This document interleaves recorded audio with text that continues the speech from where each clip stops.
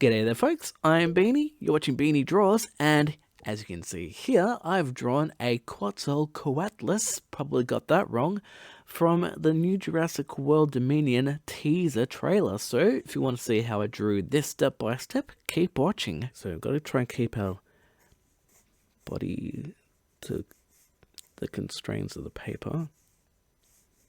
So there's the head. The body will be about there. Legs.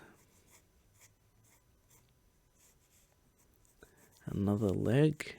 Shame you can't see the feet in this one. Leg. The arm kind of goes down to about there. Goes right into the water. Then there's a bit of a wing tip. That goes down to there. Then on this side, we will have its arm coming out like that. Shoulder will be about there. Elbow.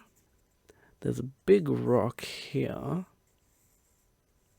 So the forearm is like that. The other wing is like that. That goes to like that. Neck, like that.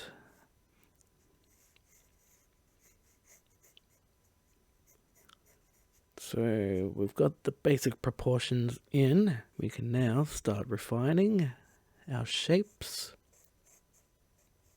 Bring that out to there. That's the back of the neck.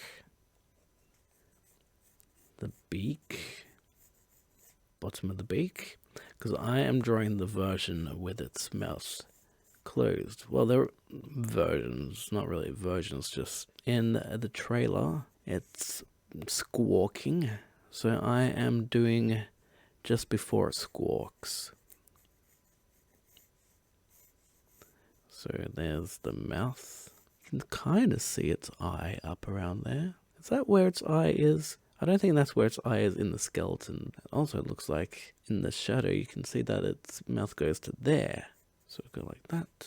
And its inside of its beak goes to there.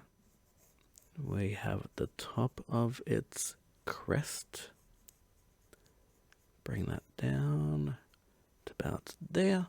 Now we've got the neck, which is a dynamic moving thing. So this isn't exactly how it would look.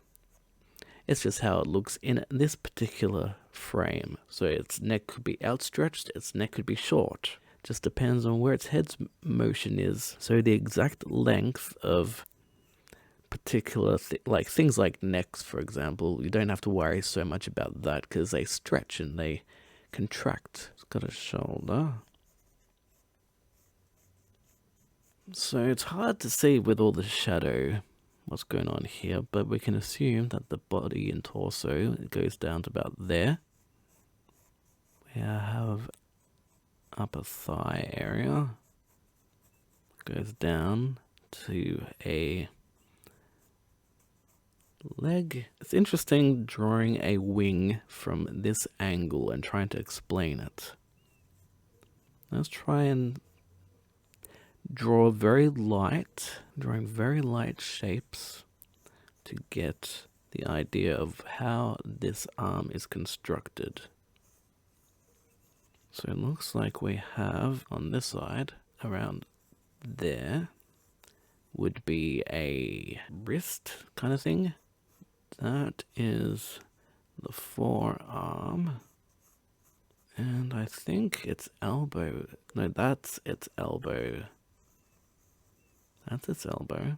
That's its upper arm. And on this side, we have shoulder, upper arm. The elbow would be about there. Forearm. The wrist. Good. And this basically, this part is a hand, I believe. And then the hand is kind of would be down around here somewhere, but it's covered by rocks. Thank you, Industrial Light and Magic, for hiding that from us. And bring the wing up. And we have a tip of the wing. I'm going to add some lines there for a bit of wing flappage area. So because I've drawn that in strongly now, I guess I'm saying with confidence that that's how that wing looks. That will be the forearm. So I'm trying to explain in each video which pencil that I'm using. This is a Bic mechanical pencil.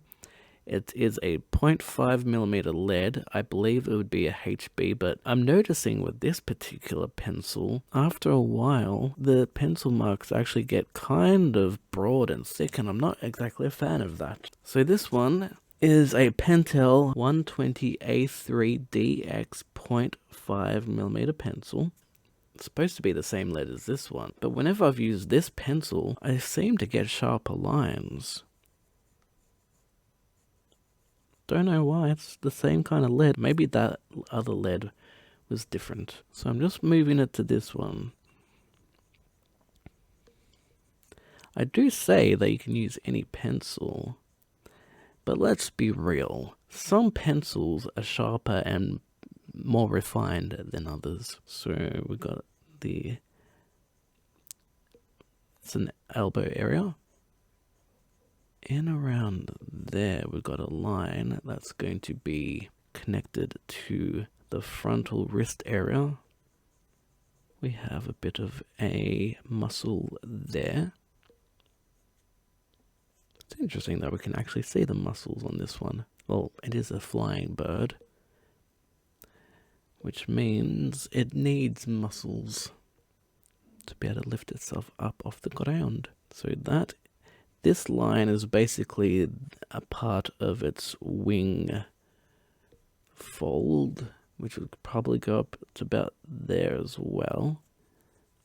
We have a part of that wing. That's going to be all in shadow, but I don't know if I'm even going to shade that in. We'll see. We'll draw this part of the leg, which is basically just in shadow, so it's just a block of shape. Around here, we have part of the wing fold, and that will go, I guess, kind of halfway through. So we've got a wing fold that we will make slightly wiggly, so it looks more organic than just a straight line.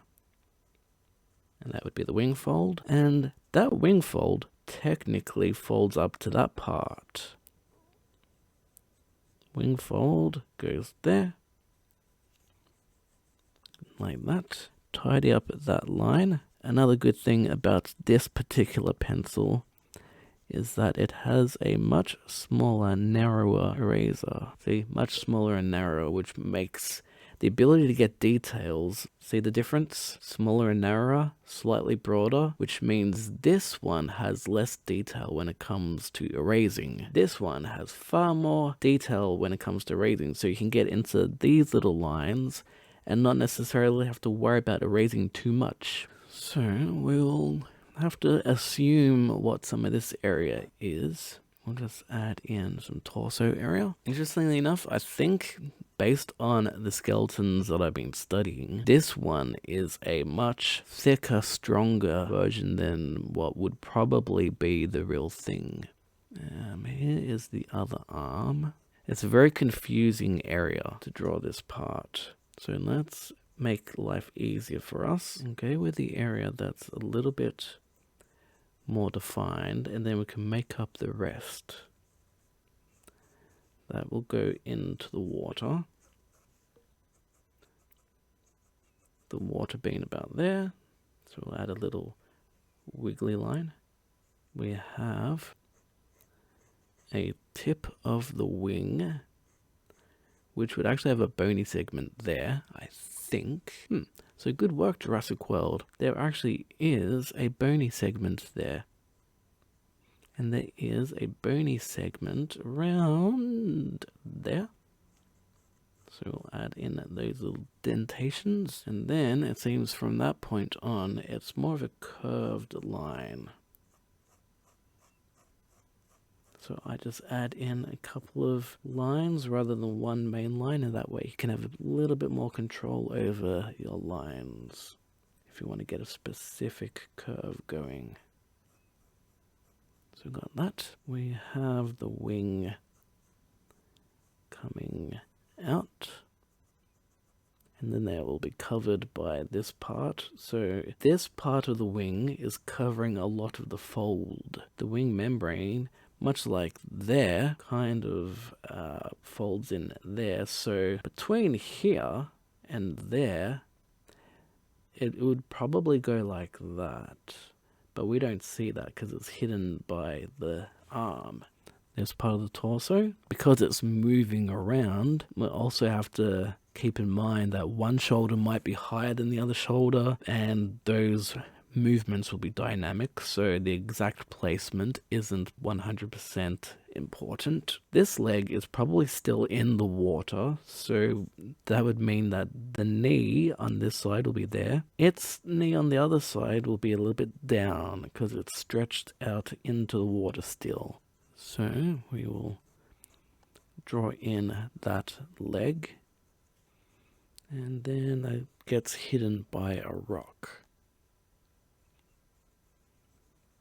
So interestingly, there doesn't seem to be any membrane between the legs. So we will draw in the leg like that.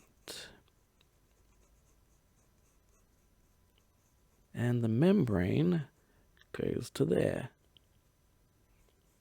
And again, a wiggly kind of line.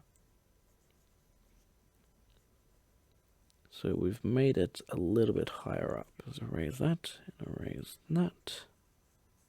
And now we have a bunch of veins that we'll just draw in there. If you've ever seen a bat, let me know in the comments below if you've ever seen a flying fox, which is one of the largest bats there are. And also happens to, I think, only be in Australia. I'm not sure about that, but it is a very large bat, and its wing membrane is very much like this. So I'm adding little lines, little wiggly lines, and little dots, and that is giving us that texture that we're looking for. Wiggly line, some dot dots, dots, wiggly lines. Wiggly lines, dots.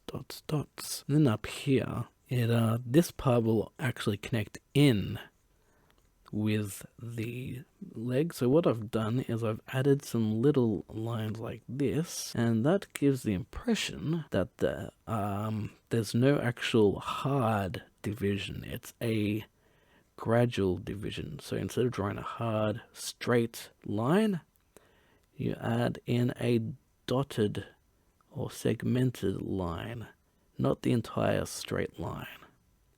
And that will give you the impression of a bit of a transition, or a soft transition, not exactly a complete line. Instead of that, you want dot, and that's the difference between a hard line and a soft line. So down here, we have a brushy tail. So I'm just gets about there. It's a brushy tail. Do we have any actual animals these days that has a tail like that? Probably like a little fox. No, not a fox. Maybe a wolf. I don't know. I don't think we have any bird-like creatures that has a tail like that. But what can you do? So now we can actually see a little bit of muscle there. A little bit of muscle there. So we could probably safely assume that that little bit of muscle is there as well. I believe around here we'd have the torso. I add little lines every now and then to just add little stretchy marks, I guess. Muscle lines. Also, now that we've got that going there, we should probably apply that same lining to there. So I'll add in some of that veiny membrane, some dots, lines, lines, dots, lines. The veins get a little bit thicker near the actual arm area, and it gets very shaded in around here. So I'm just going to add some light shading, and might do the same around there. Around here we have a line that is basically the same as this line, so that line will go down to there, and that's basically the skin membrane line. Arm muscle, you can kind of see now that this arm is stretched out. That arm, it's a very fluid moving creature, so when you get to trying to draw that kind of stuff, you have to start thinking like an animator rather than just a static drawing. Might add a little bit of fluff there, because it is a furry creature. But interesting is, even on this part of the trailer, you can't actually see much fur on it, even though there is fur on it. Like, it's obvious there is fur. Feathered neck there. The neck goes down to there, and in here it's a very tube-like thing, the neck. So the neck would probably go like that. So let us just pretend that we've got a bunch of tubes going through there. So tubes. Hopefully that gives you a visual idea of how the flow of the neck works. We have some feathers, or proto feathers, or fuzz, or as I said in one of my in my Dimorphodon video, I believe, butt fuzz. We've got bat fuzz. So let's get some bat fuzz comments in the comments. 2021 style. 6 years, I believe, 5-6 years since that video was made. Hopefully my audio sounds better these days though. Anyway, it's kind of hard to see anything that's going on in its head. We can see that there's a crest. Unfortunately, we can't see much detail. Maybe you can if you saw the actual preview, but right now, as of 2021, cannot see any detail, so I'm just going to assume we can add some lines here for a bit of texture for the crest. Bit of a line there, and I believe we might be able to see a little bit of skull structure there. You can definitely see some fur up there. This is when we start bringing out the skull references, because there's no real way of being able to see. Also, our hand is up here, so to avoid getting smudges down here, you put a bit of paper there. It covers your lovely artwork from getting smudged when your hand's moving up here, and then you won't smudge it down here. That's a trick that I learnt in art school. So we'll draw the tip of the beak there. They seem to have curvy beaks in the Jurassic World version. Slightly curved bottom beak. If he was facing that way, it'd be a quite longer head, but it is a like angled view. So it's like that. That's how his head is. Instead of like that, it's like that. There's a bit of a... Maybe that bit of skin is when it's about to make a noise. So maybe that's not actually the beak. Maybe the beak goes down to there. Perhaps all this furry, bumpy, fluffy stuff is the neck folds. We'll do the bottom of the beak there. There appears to be a slight little bit of tongue there in the mouth, judging by the other ones that we could see in the quick glimpse. The beak kind of goes straight through there, and for some reason they have bumps on their beaks. I don't know if that's scientifically accurate, but hey, Jurassic Park and Jurassic World, when have they ever done scientifically accurate? There's a bit of a bump. Really don't know much about that bump, but maybe it's just a little... Maybe that bump is kind of like that, so maybe it's a whole bunch of keratin up there. So I kind of assume that there's an eye there, but because it's in so much shadow, it's hard to know. Which is why we now bring out our reference photo of an actual whatever it's called. Quetzalcoatlus? Quetzalcoatlus. Let's say that a few times. Quetzalcoatlus. Quetzalcoatlus. Not sure if I got that right, but we'll see. And interestingly enough, according to the skull, it looks quite a bit different. But hey, Jurassic World, am I right? When have they ever done anything scientifically accurate? Even when they try. So probably assume there's an eye there. And actually, the eye socket hole seems very tiny. So I'm going to erase this eye. Sorry, we didn't do much with it. And we've got a tiny little eye. Would it have a big pupil or a small pupil? Let's give it... I could imagine it being very much like a pelican eye. So like that. In the skull that I see, it has a bit of a shape there, and it has quite a lot of, it's quite a big hole in its skull around here, so I assume that's where the fluff would be. So that's where we will draw our feathery lines. There we go. So, according to the skull, its beak finishes up in there. It comes up. So that's how I'm going to do it. And its head ends around there. So that's going to be like a bunch of fur.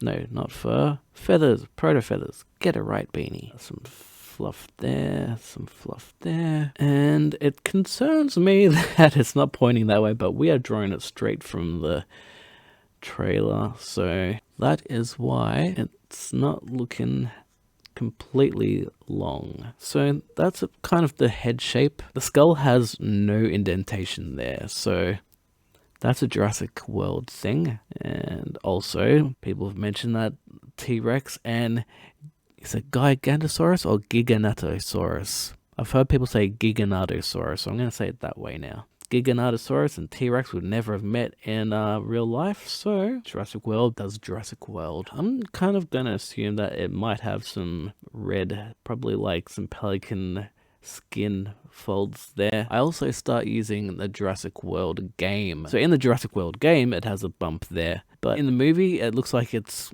quite pointing up. In the game, it's going that way. In the game, it's red there, and it has kind of like a merging between beak and feathery part. In the game, they have the nostril there, so that's where I'll put the nostril, because it's safe to assume that they take some references from the game in the movie. I mean, they're all tied together, so of course they would. We'll just add a little bit more fur.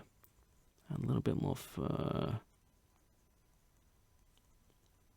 Or feathers. I'm going to sharpen that line up. I much prefer this mechanical pencil to this mechanical pencil, I must say. You can draw with whatever you have, but if you want to get to the more advanced sharp lines, I definitely recommend the Pentel 120A3DX. There should be a link in the description below.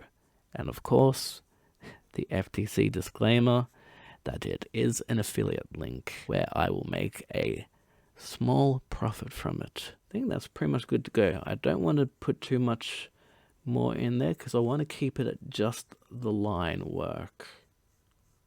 So I'm just making our lines a little bit sharper. If you want to render this, take it to the next level, you can go ahead and do that. I should start actually making my line work available online, so if you want to color it, you can if you want. I actually do intend on making a coloring in book. Wouldn't be able to include this because this is a copyrighted Jurassic World design, but hey, let's draw a rock in there. I do want to do a coloring in book because I want to sort of, be a way of releasing a book without necessarily releasing a book, as it were. For rock, just add little wobbly lines. The rock comes down there. The rock comes down there. Let's see how many people understand what this rock reference is. I would do the eyebrow version of the rock, but let's make the rock a little bit nicer. Just adding little wobbly lines just to get that nice little rock texture.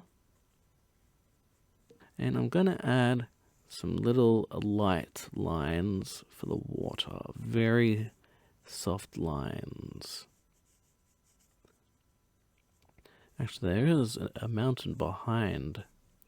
So let's just add a little bit of a mountain. I wonder if this, I suppose they will probably explain it in the beginning intro, but I wonder if this mountain is actually their depiction of a historical Isla Nublar. That'd be pretty cool. But we don't want to put too much detail in the background, so I'm going to erase a little bit of it, and then we'll pretty much call this done.